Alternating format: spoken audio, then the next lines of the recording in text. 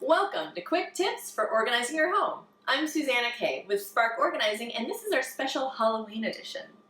My assistant here, Elby, is here to help us with our floating jars in the refrigerator. Ooh, creepy.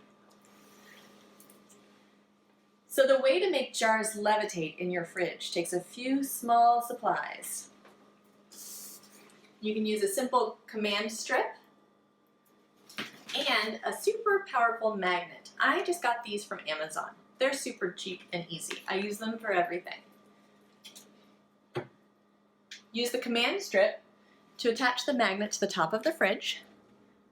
And then as you can see, any small jar with a metal lid will quickly attach to the top of your fridge, saving you valuable space on your shelves.